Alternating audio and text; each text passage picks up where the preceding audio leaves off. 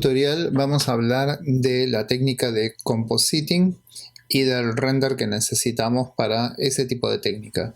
El compositing sería la integración de un objeto en 3D a un espacio que puede ser u otro render en 3D o si no una fotografía o un video. En este caso vamos a poner el halcón milenario en un desierto y vamos a aplicar todos estos layers que nos van a llevar a una integración perfecta, ¿sí?, del objeto con respecto al fondo, ¿sí? Vamos a partir por descargar el objeto primero. En Sketchfab lo que hice fue buscar un Millennium Falcon, siempre downloadable, o sea que se pueda descargar gratuitamente. Me pareció que el mejor era este de acá. Ahora lo vamos a ver, acá lo tengo abierto. Este es el Millennium descargable gratuito que encontré. Se ve bastante bien el detalle, incluso si nos fijamos tiene modelado el interior de la cabina. Siempre presten atención a la malla, vean que los detalles de los objetos estén modelados. En este caso, ¿no?, viendo la malla, el wireframe, se ven como todos los detalles del objeto están modelados. Así es que me pareció que era una malla bastante prolija, con una resolución decente, no es muy alta ni tampoco muy baja, y se veía, la verdad, muy bien. Lo que hice fue simplemente descargar el objeto y colocarlo en Keyshot. Bueno, lo primero que hice en Keyshot es abrir el objeto. Bueno, por supuesto cargué las texturas, lo armé y elegí un backdrop. En un principio el backdrop me pareció importante para que podamos saber qué luz va a recibir el objeto, ¿no? Simplemente puse acá un desierto rocoso y luego en Environment busqué algún HDR que tenga que ver con la misma luz que teníamos. Encontré este que está bien, tiene el cielo bastante celeste y la arena o la piedra desértica casi que coincidía muy bien, y le hice algunas modificaciones y acá empieza esto de cómo preparamos nuestro render. Lo primero que tenemos que ver es, una vez posicionado por supuesto el objeto, ¿no?, en la postura que nosotros queremos, ¿no?, una vez posicionado, lo que queremos es que nos coincida la dirección de la luz del backdrop que tenemos con la del objeto. Esto es muy importante. Bueno, para ello, una de las modificaciones muy importantes que vamos a hacer es esta de acá abajo, que es Rotation, ¿no? Con Rotation nosotros vamos a ir girando el HDR y por supuesto se va a ir modificando la luz, ¿no? Voy a hacer undo y voy a volver a donde estaba antes para que coincida, ¿no? Ahí 109,5 en mi caso me pareció muy bien. Lo otro que hice también es modificar un tanto la saturación y el hue en general. El hue en general es para darle una temperatura que en el caso de lo que yo necesitaba era un poquito más fría. Bajé la saturación, ¿no? Estamos hablando de la saturación general del entorno al 30%. Vamos a ver qué pasa si la exageramos, ¿no? Entonces va a suceder esto. El entorno se va a poner muy agresivo de color, ¿no? Y por eso yo la nivelé ahí al 30%. También le di más contraste y modifiqué el brillo, que normalmente está en 1, también un poco más alto. Estas partes que parecen acá como quemadas, como muy blancas, a nosotros no nos interesa porque estamos recogiendo la luz justamente de este HDR. Esas son principalmente las modificaciones que hice sobre el environment para que coincida la luz del fondo con la luz de la figura. Bien. En iluminación, acá en la parte de iluminación activé Ground Illumination, ¿no? Como para tener una especie de rebote con el piso que es virtual, es imaginario, pero está. Self Shadows, que reciba sus propias sombras por si la luz le da justamente y hay una pata, por ejemplo, que quedase afuera de la sombra, se notaría. Proyecta las sombras sobre el propio objeto, ¿no?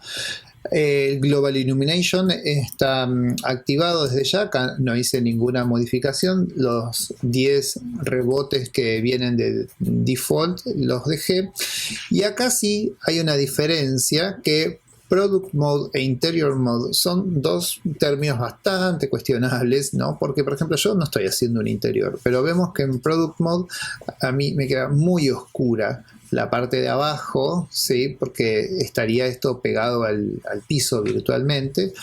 Y Interior Mode es el que me beneficia. Esto, fíjense, siempre que van a poner el render pueden probar uno o el otro. Apenas empiezan a tocar y a mover los sliders, por ejemplo, yo le aumenté la calidad de las sombras, ¿no? Es un solo objeto, necesito unas sombras en una calidad realmente alta, sobre todo porque el render va a ser de un tamaño importante, así es que enseguida nos pone como custom, ¿no? Modifican las sombras o cualquier elemento, la cantidad de rayos, por ejemplo, de la luz en general, que están 16 en esta versión, estoy trabajando con Keyshot 9, y enseguida nos aparece Custom acá y prueben los dos tipos de técnicas de render que hay, o Product Mode o Interior Mode.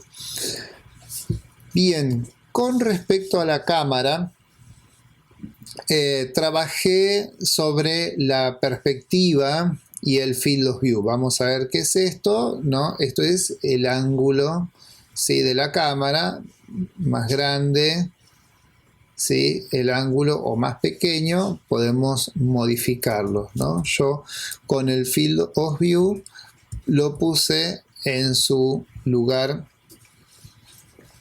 aproximadamente por acá, ahí me había gustado. Y la perspectiva, ¿sí?, es cuánto va a ser la deformación del lente de la cámara, y esto por supuesto que nos cambia la idea de escala del objeto, ¿no? Bien. Finalmente, sobre la cámara trabajé con un poco de desenfoque, ¿no? Si ampliamos, aunque sea este render provisorio que tenemos acá, vemos que está un tanto desenfocado. Esto es para que me quede más realista y no tan recortado como un objeto en 3D, ¿no? Así es que elegí la mira, ¿no? Y con la mira apunté a la cabina, que es donde quiero que se vea toda la resolución posible y que después se vaya desenfocando hacia atrás, ¿no? Le puse down y le di el focal stop. Fíjense que normalmente el focal stop viene en números bajos y yo acá puse 66. Vamos a ver qué pasa si yo lo bajo mucho, ¿no? Como a los números bajos que vienen normalmente, por ejemplo, hasta 6.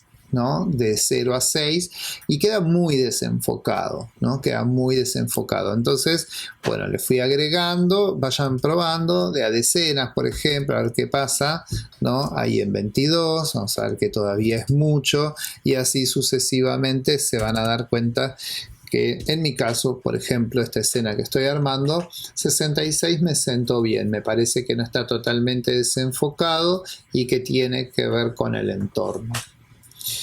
El último seteo que vamos a hacer acá va a ser el seteo de Image. Acá en Image yo hice algunos ajustes que son muy importantes como compositing, porque son los ajustes que le hace a las dos cosas, tanto al render que nos está mostrando como al backplate que estamos poniendo detrás. Una es subirle levemente, ¿sí?, el valor a los bajos, ¿no? Los bajos estaban muy oscuros, entonces necesité subirlos, ¿no? Quedaba muy oscuro y se separaba demasiada la distancia entre el halcón, la parte de sombra del halcón y el fondo. Así es que para Tener en cuenta eso, calibramos nuestra imagen en función de la relación que hay entre la figura y el fondo. Después, en cuanto al color, bueno, desaturé un poco y aumenté Vibrance, ¿no? Vibrance sabemos que nos amplía la gama tonal y Saturation nos sube o nos baja el nivel de saturación. Lo otro que le agregué es Bloom, ¿no? El Bloom hace un halo sobre las zonas más luminosas, ¿no? Que es un efecto típico de los lentes, ¿no? Cuando llega mucha luz a una parte del lente se ve como más brillante porque se ilumina la propia óptica, ¿no? Entonces lo que hice fue agregarle Bloom. Es un pequeño detalle, pero en el render total suma. Con lo del Bloom, tengan en cuenta que tiene mucho que ver con la resolución final. ¿Por qué quiero decir esto? Yo acá hago un Bloom exagerado, ¿no? Exageradísimo. Esto ya parece que se ve borroso, que es muy exagerado. Pero por ahí, después, ¿no? Esto, ¿no? De 12. En el render final, que muchas veces es mucho más grande que el que estamos viendo en la pantalla, quiero decir, si yo tengo una pantalla que me permite ver un render de 800 por 600, por ejemplo, en mi viewport principal y después tiro uno de 8000, por ejemplo, por 6000, estamos hablando de 10 veces más. Y estos son píxeles, entonces lo que para mí era un montón, que yo decía, por ejemplo, 5 píxeles era una barbaridad y en realidad para que se vea en un render 10 veces más grandes, yo tengo que tener 10 veces más píxeles, entonces no era 5 el número, sino que tengo que poner 50 para que se vea como yo lo estaba viendo acá en pantalla. Esto es algo a tener muy en cuenta. Si yo veo poco cambio, digamos, va a pasar esto, va a pasar que en el render después, en un tamaño mucho mayor, pareciera que el bloom, por ejemplo, no existe.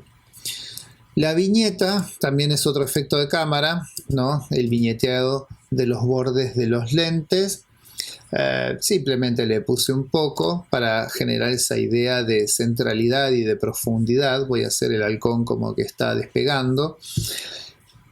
Y finalmente le agregué la aberración cromática propia de los lentes, también un poco, ¿no? Corrige, en verdad deforma más, hace algo más perfecto desde el punto de vista óptico, pero más deforme, ¿sí? Desde el punto de vista de la realidad, ¿no? Que nos simula como una cámara vería eso, ¿no? Esta aberración es justamente la deformación que hace hacia los bordes de la imagen, ¿no? Bueno, ahí le puse entonces algo de aberration.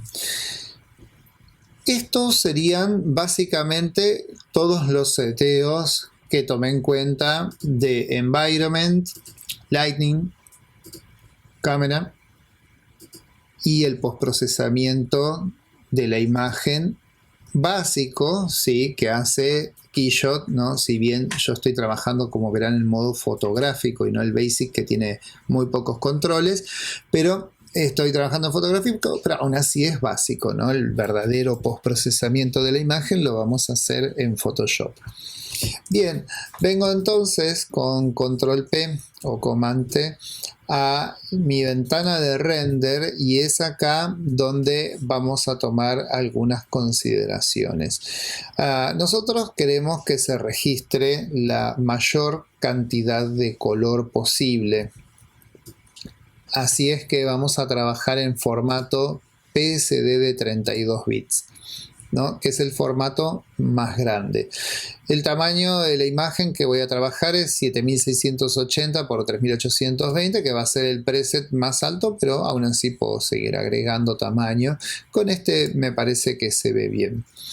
Y acá está lo nuevo que vamos a ver. Vamos a ver lo que son los render passes. Los render passes van a ser unos buffers, lo que en Lightwave llamamos lo que llamamos render buffers en nuestro Lightwave. Acá se llaman render passes y lo que va a hacer es desarticular el render en distintos canales y esos canales van a tener formas muy diferentes, ya los vamos a ver.